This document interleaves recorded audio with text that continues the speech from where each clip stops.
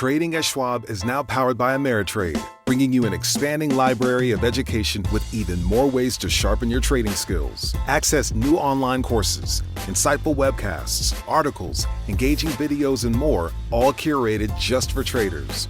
Plus, guided learning paths with content designed to fit your unique interests. No sifting to find exactly what you need, so you can spend your time learning to trade brilliantly. Learn more at schwab.com/trading.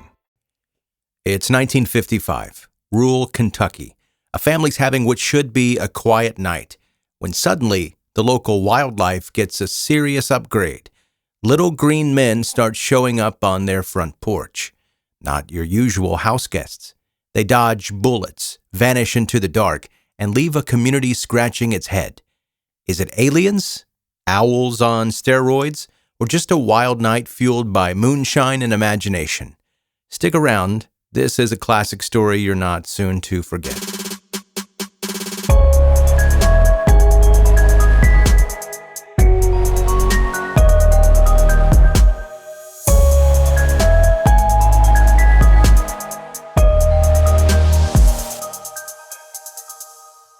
It was August 21st, 1955, on a quiet rural farm just outside Hopkinsville, Kentucky.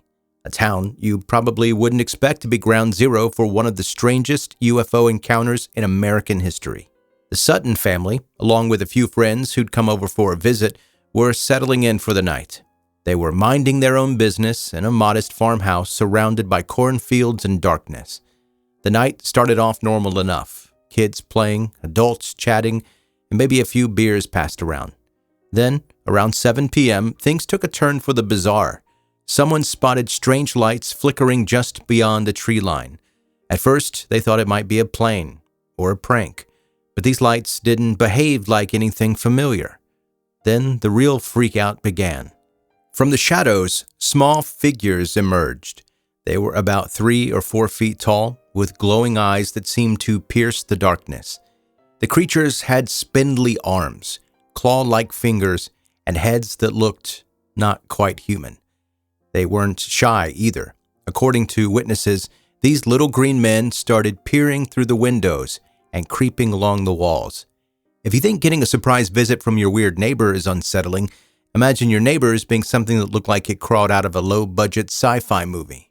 The Suttons and their friends tried to make sense of it all. Were these creatures real? A hallucination? Some sort of prank? Whatever it wasn't going away.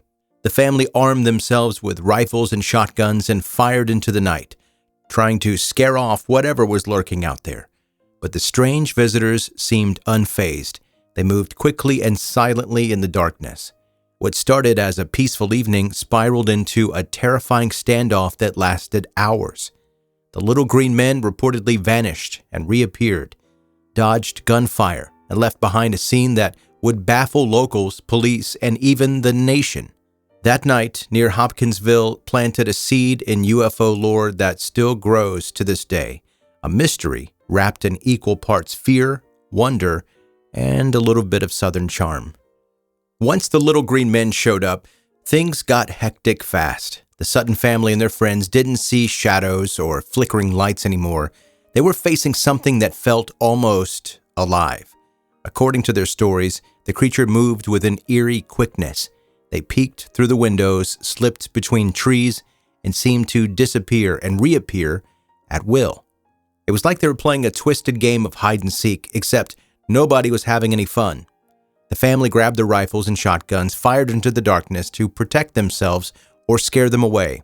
They claimed to have hit some of the creatures, but nothing slowed them down.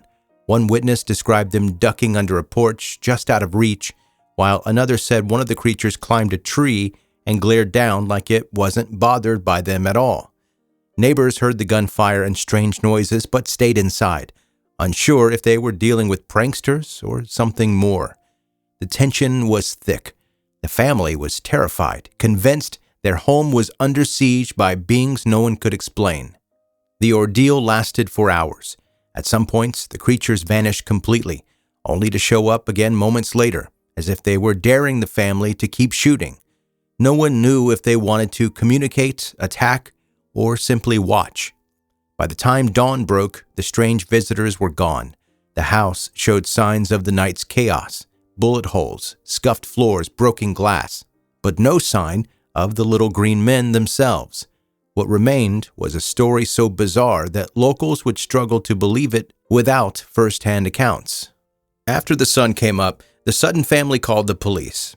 Officers arrived to find a house peppered with bullet holes, broken windows, and a yard full of spent shells. But no creatures, no footprints, nothing that clearly explained what happened. The police were skeptical but took the report seriously enough to investigate. They questioned the family and nearby neighbors, who mostly shrugged or said they heard the gunfire but saw nothing. The officers found no solid evidence to back up the claims of little green men running around, but the physical damage to the property was undeniable. Word got out fast. Local newspapers jumped on the story, giving it headlines like "Alien Visitors Terrorize Kentucky Farm" and "Little Green Men Spotted in Hopkinsville." The press loved the wild details, the glowing eyes, the strange creatures, the midnight standoff.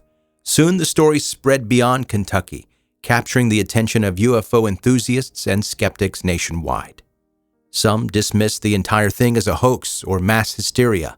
Others wondered if the Suttons had mistaken owls or other wildlife in the dark. But for many, the encounter felt real and terrifying. The media frenzy turned Hopkinsville into a hot spot for curious visitors and UFO hunters eager to see where the little green men once roamed. The family story became part of American UFO folklore, debated and retold for decades. Whether truth, exaggeration, or something in between, the event marked a moment when a quiet Kentucky town found itself at the center of an extraterrestrial mystery. The Hopkinsville Goblins incident, that's what some people are calling it, has inspired a whole toolbox of theories over the years, each trying to make sense of what went down that night. For some, the simplest explanation is the most thrilling. The family really did encounter extraterrestrials. These weren't your typical Hollywood aliens with giant heads and oversized eyes, but smaller, goblin-like creatures that somehow found their way to rural Kentucky. Believers argue the detailed descriptions and multiple witnesses make it hard to dismiss as pure fantasy. But skeptics have been just as vocal. A leading theory points to a case of mistaken identity involving great horned owls. These birds are roughly the size described by the witnesses, and their eyes reflect light eerily in the dark. Add to that their unsettling calls and ability to fly silently, and you have a recipe for some serious nighttime terror. According to this explanation, the family's fear and adrenaline may have turned a natural encounter into something far more sinister in their minds. Others suggest the whole episode might have been a prank or a case of mass hysteria. When people are scared and excited, their brains can fill in gaps with imagined details. Local folklore and stories about strange creatures might have fed into the experience, creating a legend that grew each time it was told. After all, rural Kentucky had its share of ghost stories and superstitions that could have influenced how the events were perceived. There are also conspiracy-minded theories claiming the goblins were government experiments or military secret tests. Some suggest the strange lights and unexplained phenomenon in the area might have been linked to classified projects. While there is no solid evidence to back up this idea, the idea adds a layer of intrigue and mystery that is hard to ignore. What's fascinating is how the story influenced the larger UFO culture. The Hopkinsville Goblins, or Hopkinsville Little Green Men, introduced the idea of smaller, creepy alien creatures rather than the classic tall, slender figures. It blurred the lines between folklore, eyewitness accounts, and pop culture. The incident remains a touchstone for discussions about how humans interpret the unknown, whether through genuine encounters, misperceptions, or a mix of both. Ultimately, none of the theories can claim a knockout victory. The truth is tangled in a mix of fear, imagination, and the unexplained. And maybe that's why the story still captivates us. It's messy, it's confusing, and it refuses to fit neatly into any one explanation. Decades later, the little green men of Hopkinsville haven't faded into the background. Instead, they've become part of the town's identity. Every year, Hopkinsville hosts a Little Green Men Festival that draws UFO fans, curious tourists, and locals who've embraced the strange story as a point of pride, or at least a fun reason to celebrate. The farmhouse where it all happened, it's still standing, and the site has become a small pilgrimage spot for anyone fascinated by the unexplained phenomenon. Yet, no new visitors like those mysterious creatures have been spotted.